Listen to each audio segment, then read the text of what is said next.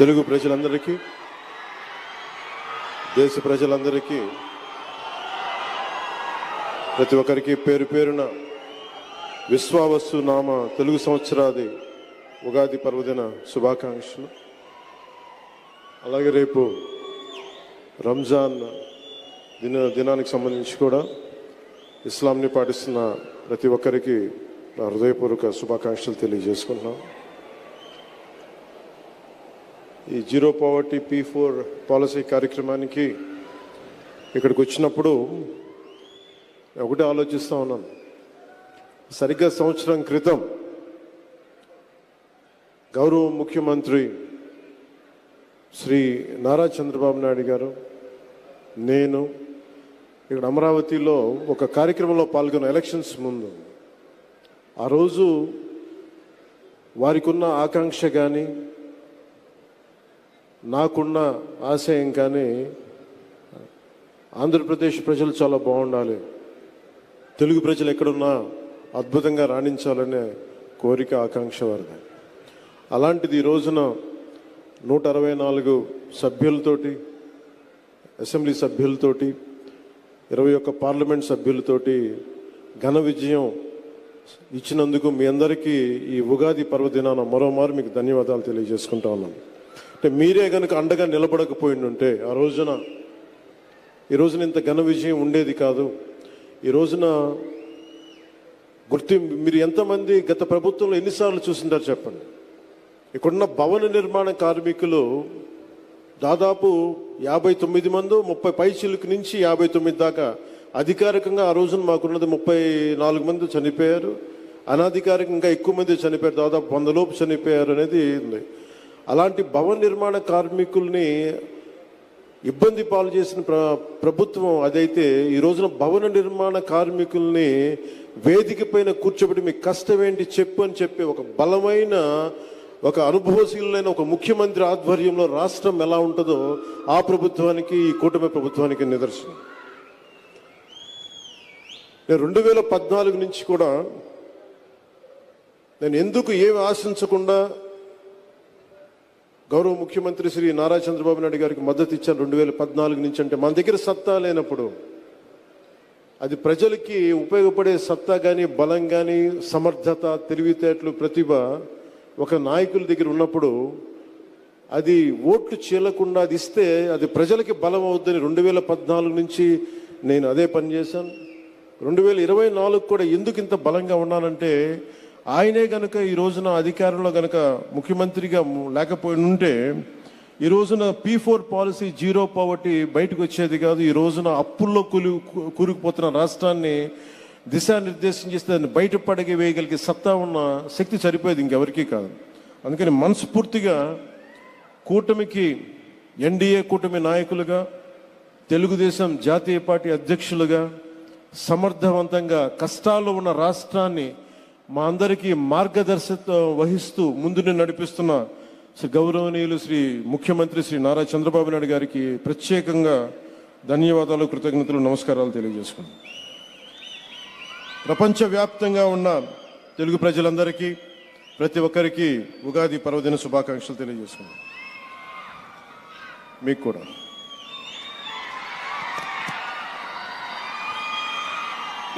ఈ P4 గురించి నాకేమనిపిస్తుంటే, P4 అంటే డబ్బులు ఇచ్చేయడం, అందరికీ ఒక ఆలోచన ఉంటుందేమో. P4 అనేది చాలా చాలా కీలకమైంది. ఇది ప్రభుత్వం ఉంటుంది, పబ్లిక్ ఉంటుంది, అలాగే ప్రైవేట్ వ్యక్తులు ఉంటారు. అలాగే ఇవన్నీ ఇంతమంది కలిస్తేనే పార్ట్నర్షిప్. ఇప్పుడు ఈ మనకి దీంట్లో చాలా మందికి, సగటు మనిషికి ఇక్కడున్న వేదిక పైన ఎవరు కూడా, చల్మలశెట్టి సునీర్ గారు కావచ్చు, గోయంక గారు కావచ్చు, లేదంటే మన కృష్ణారెడ్డి గారు కావచ్చు, గౌరవ ముఖ్యమంత్రి నారా చంద్రబాబు నాయుడు గారు కావచ్చు, వేదిక పైన పెద్దలు ఎవరైనా ఉండొచ్చు, ఇక్కడ ఉన్న చాలా మంది విశిష్ట అతిథులు కావచ్చు, ఐఏఎస్ అధికారులు ఉండొచ్చు. ఎవరికైనా సరే చదువుకునే సమయంలో, ఎదుగుదామనే సమయంలో అందరు చిన్న గ్రామాల నుంచి వచ్చిన వాళ్ళే, చిన్న చిన్న రాష్ట్రాల మారుమూల కుగ్రామం నుంచి వచ్చిన వాళ్ళే. కానీ వాళ్ళకి ఏముంటుందంటే ఎవరో ఒకరు సలహా ఇచ్చేవాడు కావాలి. ఏదైనా నాకు అవుదాం, ఏదన్నా నా జీవితం మెరుగుపడాలి అంటే సలహాలు ఇచ్చేవాళ్ళు కావాలి. అది ఒకసారి మాట అవ్వచ్చు, లేదంటే ఒకసారి ఒక చిన్నపాటి ధన సహాయం కావచ్చు, లేదంటే చిన్నపాటి ఒక మాట సహాయం కావచ్చు. ఇవన్నీ వ్యక్తులుగా అందరం చేస్తాం, కానీ దీన్ని ఒక ప్రభుత్వ కార్యక్రమంగా దీన్ని చేపట్టినందుకు మనస్ఫూర్తిగా ముఖ్యమంత్రి గారికి మనస్ఫూర్తిగా నా అభినందనలు, ధన్యవాదాలు తెలియజేసుకుంటున్నాను. ఈ ఉగాది మన రాష్ట్ర అభివృద్ధిలో ఒక చారిత్రాత్మక రోజుగా నిలిచిపోతుంది. స్వర్ణాంధ్రప్రదేశ్ 2047 లక్ష్యాన్ని చేరుకునే దిశగా పేదరికాన్ని పూర్తిగా నిర్మూలించేందుకు జీరో పావర్టీ P4 పాలసీ అనే ఈ గొప్ప కార్యక్రమాన్ని ప్రారంభిస్తున్నందుకు మనస్ఫూర్తిగా ధన్యవాదాలు తెలియజేస్తున్నాను.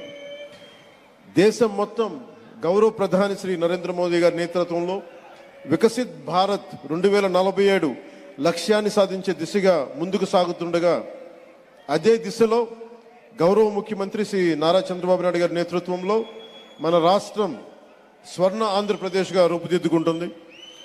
ముఖ్యంగా 10 సూత్రాలు ఒక ముఖ్యమైన సూత్రంగా జీరో పావర్టీ నెరవేర్చేందుకు ఈ P4 పాలసీ అమలులోకి వచ్చింది.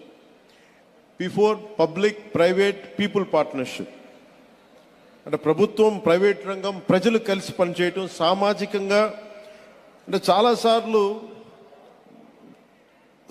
సమాజంలో ఉన్నత స్థాయికి వెళ్ళిపోయి వీళ్ళు కింద వ్యక్తులకి, వర్గాలకి ఏమి చేయరు అని ఉంటుంది. ఎప్పుడు చేస్తూ ఉంటారు, కానీ ఏ ప్రభుత్వం కూడా ఇంత బలంగా ఎప్పుడు పూనుకోలేదు, చేసిన దాఖలాలు కూడా లేవు. వ్యక్తులు చేస్తుండొచ్చేమో, కానీ దీనిని ఒక ప్రభుత్వం నుంచి ఇలాంటి పథకానికి శ్రీకారం చుట్టినందుకు మనస్ఫూర్తిగా శ్రీ గౌరవ ముఖ్యమంత్రి శ్రీ నారా చంద్రబాబు నాయుడు గారికి మనస్ఫూర్తిగా వారికి హ్యాట్స్ ఆఫ్ తెలియజేస్తాను. ఎందుకంటే 90s అంటే ఒక నాయకుడు, ఒక పొలిటికల్ లీడర్ వచ్చే ఎన్నికల గురించి ఆలోచిస్తాడు, కానీ ఒక నాయకుడు, ఒక నిజమైన ఒక విజనరీ లీడరు వచ్చే తరం కోసం ఆలోచిస్తారు. అలాంటి వచ్చే తరం కోసం ఆలోచించగలిగే నాయకులే కాబట్టి ఈ రోజున గౌరవ ముఖ్యమంత్రి శ్రీ నారా చంద్రబాబు నాయుడు గారు వెంట మేమందరం ఎందుకున్నామంటే ఒక తరం కోసం ఆలోచించగలిగే వ్యక్తి.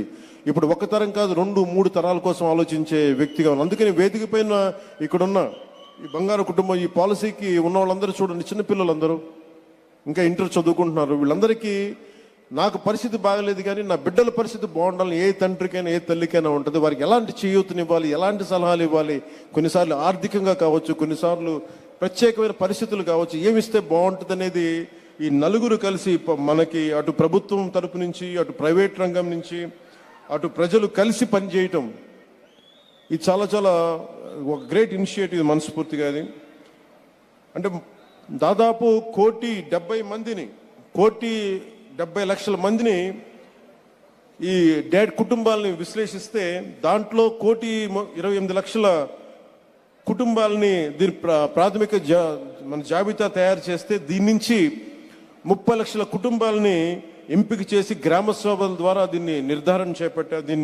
నిర్ధారిస్తున్నారు. అలాగే అన్యాయంగా ఈ పథకాలకు లేకుండా తొలగించబడిన కుటుంబాలను గుర్తించి అన్ని సవరణలు చేసేందుకు ప్రత్యేకంగా ప్రణాళికను రూపొందించారు. తుది జాబితాలో 28 లక్షల కుటుంబాలను, మొదటి జాబితాలో తుది జాబితాలో 28 లక్షల కుటుంబాలని ఎంపిక చేస్తాం. దాంట్లో భాగంగానే ఈ రోజున మన ముందున్న వేదిక పైన ఉన్న ఈ బంగారు కుటుంబం రిసైపెన్స్. ఎవరైనా సరే మన నందమూరి ఎన్టీ రామారావు గారి దగ్గర నుంచి కానీ ఎవరైనా సరే కింద స్థాయి నుంచి వచ్చారు. ఇందాక కృష్ణారెడ్డి గారు మాట్లాడుతూ ఎదుగుదలకి దగ్గరదారి ఏముండదు, నలగాల్సిందే. కానీ నలిగేటప్పుడు నాకు నేర్చుకోవాలి. ఇక్కడున్న మత్స అండి ప్రకాష్, ఇప్పుడు మత్స ప్రకాష్, నేను చదువుకోపోయినా పర్లేదు, మా అక్క చదువుకోవాలి, మా అక్క MBBS చేయాలని ఎంత గొప్ప ఉద్దేశం అది. కానీ ముఖ్యమంత్రి గారు ఆలోచిస్తుంది, నువ్వు కూడా నలిగిపోకూడదు, నువ్వు త్యాగం చేయాల్సిన అవసరం లేదు, నీకు మేము అండగా ఉంటాం, నీకు అండగా ఉండటానికి మేము ఆలోచిస్తున్నాం అనేది ఒక సదుద్దేశంతో చేపట్టిన కార్యక్రమం. వారి నాన్నగారు కూడా నా బిడ్డలకి నేను ఏం చేయగలను తపన పడుతుంటే, ఈ రోజున ప్రభుత్వం వస్తుంటే ఎవరికైనా సరే ఇబ్బందుల్లో ఉన్న కుటుంబాలకి చిన్న ఆశ కావాలి. మేము ఉన్నామని ఒక చిన్నపాటి ధైర్యం, చిన్నపాటి ఆశ కల్పిస్తే ఎంతకు ఎదుగైనా ఎదుగుతారు. నేను కూడా నేర్చుకోవాలనుకుంటున్నప్పుడు చెప్పేవాళ్ళు ఎవరన్నా లేరే, మనకి తెలివితేటలు మరి ఇట్లా ఇల్లురా అని చెప్పేవాళ్ళు ఎవరు లేరే అంటే, ఆ రోజున కనుక మనకి ఎదిగే వయసులో సరైన మార్గనిర్దేశం అంటే దిశానిర్దేశం చేయగలిగే వ్యక్తులుంటే చాలా అద్భుతమైన ఫలితాలు సాధించగలం. గౌరవ ముఖ్యమంత్రి గారు కూడా చాలా చిన్న స్థాయి నుంచి వచ్చిన వ్యక్తి. పదే పదే మాకు క్యాబినెట్ మీటింగ్స్లో చెప్తూ ఉంటారు, మాకు సరైన నీళ్ళ అవకాశాలు ఉండేవి కావు, రోడ్ల అవకాశాలు ఉండేవి కావు. ఆయన చెప్పిన దాంట్లో పబ్లిక్ ప్రైవేట్ ఈ పార్ట్నర్షిప్ ముందు నుంచి కాదు, ఆయన చిన్నప్పటి నుంచే ఉందనేది ఆయన మాటల ద్వారా తెలిసింది. గ్రామానికి రోడ్లు లేనప్పుడు తలా ఒక ఎద్దుబండి తీసుకొని మట్టి తోలుకొచ్చి గ్రామానికి ఒక రోడ్డు వేయిస్తే బస్సు ఆగుద్దని ఒక ఉద్దేశంతో ఆయన నాయకత్వపు లక్షణాలు చాలా టీనేజ్ నుంచి, ఇంకా కాలేజీకి వెళ్ళిన దశ నుంచే మొదలైనవి అని నాకు మాటలు అర్థమవుతుంటే వారు చెప్తా ఉంటే, అలాంటి వ్యక్తే కాబట్టి ఈ రోజున నేను ఒక్కనే కాదు, అందరూ ఎదగాలి, రాష్ట్రంలో ఇన్ని కోట్ల మంది ప్రజలు ఈ కష్టాల నుంచి బయటికి రావాలని ఆయన చాలా ఉన్నతాశయంతో సదుద్దేశంతో నిర్వహించబోతున్న ఈ పథకం దిగ్విజయం కావాలి. అందుకని మనం ఎదగటమే కాదు, 10 మంది ఎదగాలి, ఎదగనిచ్చేలా మనం పని చేయాలనేది అత్యున్నత ఉన్నత స్థాయికి చేరిన 10%, అత్యంత దిగువన ఉన్న ఒక 20% ప్రజల్ని, కష్టాలు ఉన్న ప్రజలకి మనం ఏమి చేయగలం. సినిమాల్లో చాలా తేలిక, 2.5 గంటల్లో సమస్యలకు పరిష్కారం చేయొచ్చు. కానీ నిజ జీవితంలో ఆ పరిష్కారాలు ఇవ్వాలి అంటే ప్రభుత్వం చేపడితే దానికి మించిన గొప్పది ఏముండదు. వ్యక్తులు చేపడితే ఒకటి, కృష్ణారెడ్డి గారు కూడా చేపడతారు, సునీల్ గారు చేపడతారు, గోయంకా గారు చేపడతారు. కానీ వ్యక్తులు చేసేది, వ్యాపార సంస్థలు చేసేది ఎంతైనా సరిపోదు ఇన్ని కోట్ల మంది ప్రజలకి. అందుకని ప్రభుత్వం పూనుకుంటే, ఒక విజనరీ లీడర్ పూనుకుంటే ఎంత అద్భుతంగా ఉంటుందనేది ఈ రోజున ఈ పథకం, ఈ P4 కార్యక్రమం చూస్తుంటే, జీరో పవర్టీ కోసం ఇది ఎంత అద్భుతంగా ఉంటుంది భవిష్యత్తులో. దీనికి కావాల్సిందల్లా ఒక విజన్ ఉన్న నాయకులకి మనందరం కూడా అండగా ఉండి ఆ కార్యక్రమాన్ని నిజంగా కనుక ముందుకు మనందరం సమర్థవంతంగా తీసుకెళ్ళగలిగితే, ఈ వేదిక పైన ఉన్న ఇన్ని 28 లక్షల కుటుంబాలు ఎంపిక కాబట్టి 28 లక్షల కుటుంబాలకి ముందు ఒక ఆశ ఉంటుంది, భరోసా ఉంటుంది, అద్భుతంగా ఉంటుంది. ఈ ప్రభుత్వం ఈ రోజున మీరు చూడండి, వేదిక పైన ఉన్న వాళ్ళు కష్టపడి వచ్చారు.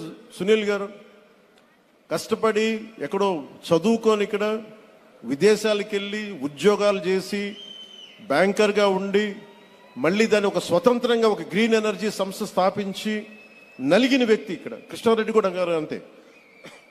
ఇలాంటి వ్యక్తులు మన ముందున్నారు. ఇలాంటి వ్యక్తుల్ని గత ప్రభుత్వానికి, నారా చంద్రబాబు నాయుడు గారి కూటమి ప్రభుత్వానికి తేడా ఏంటంటే, గత ప్రభుత్వం వ్యాపార సంస్థలు వెళ్ళినా, ఎంటర్ప్రెన్యూర్స్ వెళ్ళినా వాళ్ళు పెట్టుబడులు పెడతా ఉంటే మాకు వాటాలు ఎంత ఇస్తారని అడిగేవాడు. కానీ ఇప్పుడున్న ప్రభుత్వం, మీరు అట్టడుగునున్న ప్రజలకి అభ్యున్నతులు మీరు ఎలా వాటా కల్పిస్తారని అడుగుతున్నారు ముఖ్యమంత్రి చంద్రబాబు గారు. ఆ ప్రభుత్వానికి, కూటమి ప్రభుత్వానికి, చంద్రబాబు గారి నాయకత్వంలో ఉన్న కూటమి ప్రభుత్వానికి తేడా ఇది. అది వాటాలు అడిగే ప్రభుత్వం, ఇది పేద ప్రజలకి మీ ఎదుగుదలలో వాటాలని పంచండి అని చెప్పే ప్రభుత్వం. అలాంటి ప్రభుత్వంలో మేమందరం కలిసి ఉన్నందుకు ఈ అవకాశాన్ని ఇచ్చిన ప్రతి ఒక్కరికి ధన్యవాదాలు తెలుపుకుంటూ, ఈ P4 అనేది ఏంటి, ఏం చేస్తనేది అందరితో పాటు నాకు అవగాహన ఉన్నప్పటికీ కూడా గౌరవ ముఖ్యమంత్రి, అనుభవజ్ఞులు, విజనరీ లీడర్, ఆయన మాటల్లో వింటే ఇది మరింత అద్భుతంగా ఉంటుందని తెలియజేసుకుంటూ, నాకు ఈ అవకాశాన్ని ఇచ్చిన మీ అందరికీ, గౌరవ ముఖ్యమంత్రి గారికి, క్యాబినెట్ మంత్రివర్గ సహచరులకి, అలాగే అసెంబ్లీ మన ఎమ్మెల్యేలకి అందరికీ, ప్రతి ఒక్కరికి పేరు పేరున ధన్యవాదాలు తెలుపుకుంటూ, అలాగే తెలుగుదేశం పార్టీ నాయకులకి, కార్యకర్తలకి, తెలుగు మహిళలకి, బీజేపీ నాయకులకి, బీజేపీ కార్యకర్తలకి, జనసేన నాయకులకి, జనసేన ప్రతి ఒక్కరికి ధన్యవాదాలు తెలుపుకుంటూ సెలవు తీసుకున్నాను. జై ఆంధ్ర, జై భారత్, జై Hind. Thank you sir, thank you. ఇదే చైతన్య స్ఫూర్తితో ప్రభుత్వం అత్యద్భుతంగా ముందుకు నడిపించేటువంటి P4 స్కీమ్ గురించి అకుంఠిత దీక్ష